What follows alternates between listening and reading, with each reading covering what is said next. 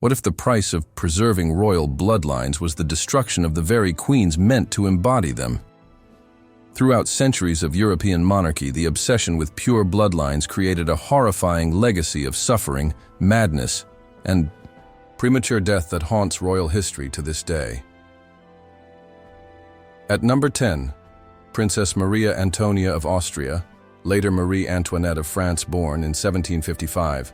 This Austrian princess carried the genetic burden of 4 generations of Habsburg intermarriage. Her great-grandparents were first cousins, and her family tree resembled a tangled web more than branches. Maria Antonia suffered from severe dental problems, irregular menstrual cycles, and what court physicians described as mysterious fainting spells that plagued her from childhood.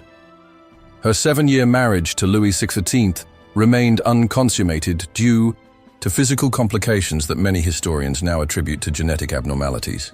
The revolutionary crowds who eventually executed her never knew they were destroying a woman already broken by her own bloodline. But that is nothing compared to the Portuguese tragedy waiting at number 9. Coming in at number 9, Infanta Mariana. Victoria of Spain, Queen of Portugal. Taking the crown in 1729, this Spanish-born queen represented the devastating union of 2 equally inbred royal houses. Her parents, Philip V of Spain and Elizabeth Farnese, were both products of extensive cousin marriages spanning 3 centuries. Mariana Victoria developed what court records describe as a disturbing obsession with death, spending hours examining corpses in the royal morgue and demanding that her children be present during autopsies. She gave birth to 6 children, but only 1 survived past infancy, and even that surviving heir displayed severe mental disabilities.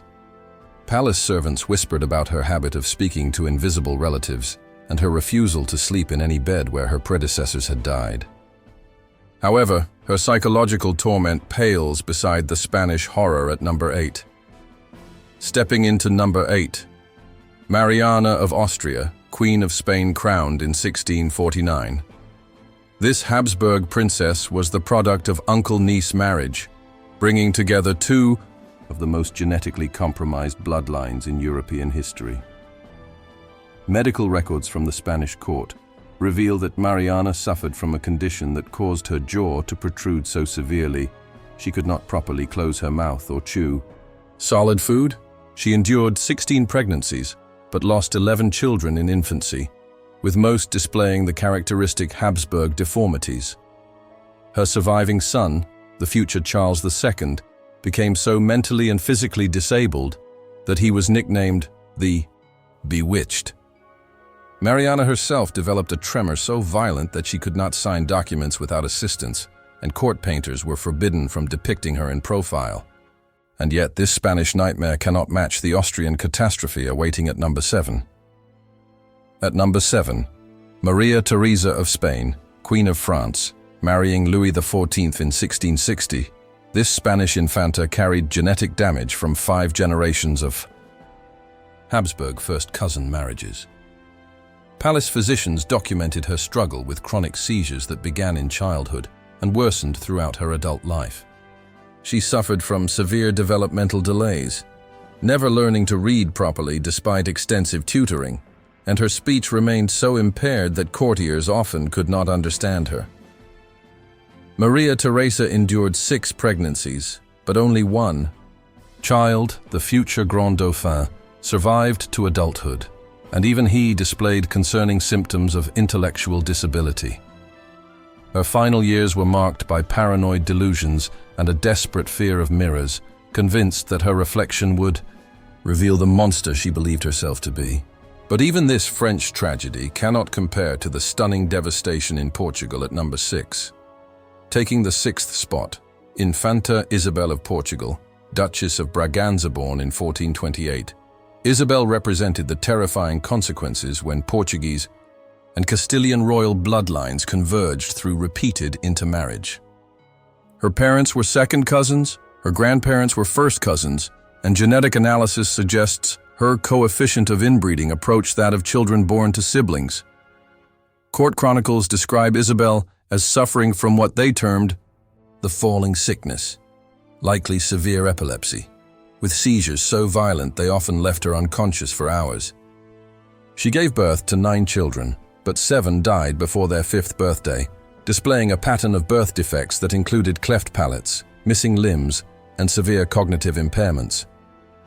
Isabel herself developed a progressive blindness that physicians attributed to corrupted blood, and she died at age 32, her body racked by convulsions that servants claimed shook the palace walls. However, her Portuguese suffering appears merciful compared to the Bavarian nightmare at number 5.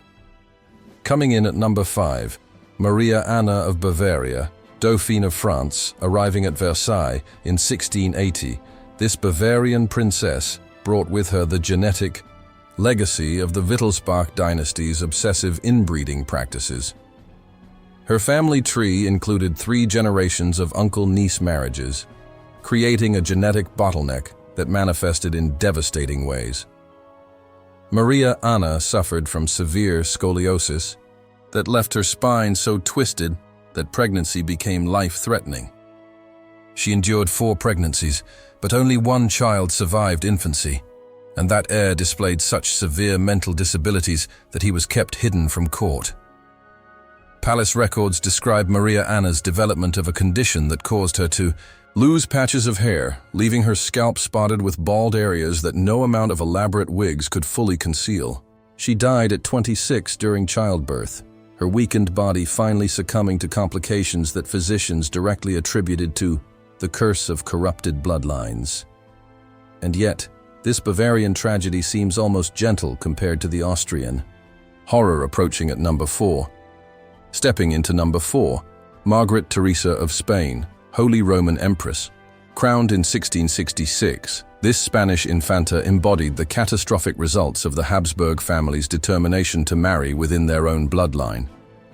Margaret Teresa was the product of uncle-niece marriage, and genetic calculations place her inbreeding coefficient at a staggering 0.254, higher than that typically seen in children of full siblings. She developed severe diabetes at age 15, a condition virtually unknown in the general population, but common among the Habsburg descendants.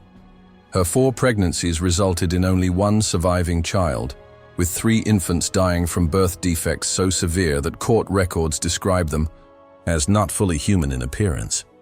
Margaret Teresa herself suffered from chronic kidney disease, likely caused by genetic abnormalities, and spent her final years in constant pain that even opium could not relieve. She died at 21, her body finally surrendering to the accumulated genetic damage of centuries of royal inbreeding. But that's nothing compared to the devastating Russian tragedy waiting at number 3. At number 3, Tsarina Alexandra of Russia. Born Princess Alex of Hesse becoming empress in 1894, this German princess carried the lethal genetic legacy of Queen Victoria's descendants, specifically the gene for hemophilia that would doom the Romanov dynasty. Her great-grandmother was Victoria herself, and the inbreeding within European royal families had concentrated this devastating mutation. Alexandra gave birth to 5 children, but her only son, Alexei, inherited the hemophilia that caused him to suffer excruciating bleeding episodes from the slightest injury. The desperation to save her son led Alexandra to embrace the mystic Rasputin, whose influence contributed directly to the Russian Revolution. But Alexandra's personal suffering extended beyond her maternal anguish. She developed severe neurological symptoms that manifested as violent headaches, temporary blindness, and episodes of paralysis that physicians could not explain. Her final letters describe hallucinations of bleeding children and premonitions of death that proved tragically accurate when the entire family was executed in 1918. However, this Russian catastrophe appears almost merciful compared to the Spanish nightmare at number 2. Coming in at number 2, Maria Anna of Austria. Queen of Spain, ascending to the Spanish throne in 1570, this Austrian archduchess represented the ultimate expression of Habsburg genetic folly. She was simultaneously Philip II's cousin, niece, and sister-in-law through the labyrinthine web of family intermarriage. Maria Anna's genetic burden was so severe that she displayed multiple physical deformities from birth, including a severely enlarged tongue that made speech nearly impossible, and a condition that caused her limbs to develop asymmetrically. She endured 8 pregnancies, but 6 children died in infancy from defects so severe that court physicians described them as punishments from God. Her surviving children, including the future Philip III, displayed such significant mental disabilities that governing Spain required an elaborate system of regents and advisors. Maria Anna herself developed what court records describe as the madness of corrupted blood, experiencing violent episodes where she would attack servants and family members, convinced they were trying to steal her pure royal essence. She died at 46, her body finally succumbing to the accumulated genetic damage that had tortured her for decades. And yet, even this Spanish horror cannot match the devastating Egyptian tragedy that claims our #1 position. Taking the horrifying #1 spot, Cleopatra VII Philopator, last pharaoh of Egypt, ruling from 51 to 30 BCE, the legendary Cleopatra VII represented the devastating culmination of 3 centuries of Ptolemaic brother-sister marriages designed to preserve the divine bloodline of Alexander the Great's successors. Unlike popular depictions, historical analysis reveals that Cleopatra was likely severely physically compromised by genetic damage. The Ptolemaic dynasty practiced the most extreme form of royal inbreeding in human history, with siblings routinely marrying siblings for over 200 years. Cleopatra herself married both of her younger brothers, and her family tree is virtually a straight line rather than a branching structure. Recent bioarchaeological analysis suggests she suffered from severe epilepsy, which would explain ancient accounts of her divine fits and the mysterious illness that Roman sources claimed affected her ability to bear children. She gave birth to 4 children by 2 different Roman lovers, but only one survived to adulthood, and that child died under suspicious circumstances at age 17. The woman who captivated Julius Caesar and Mark Antony likely suffered from the characteristic Ptolemaic jaw deformities, severe dental problems, and the neurological complications that plagued her dynasty. Her famous beauty may have been as much a creation of ancient propaganda as historical fact, designed to disguise the reality of a bloodline so genetically compromised that it produced rulers who were barely functional human beings.